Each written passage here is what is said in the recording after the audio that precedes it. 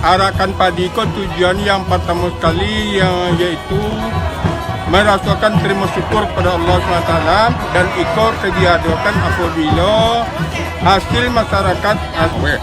Itulah caranya yang kami lakukan saja dari turun-temurun.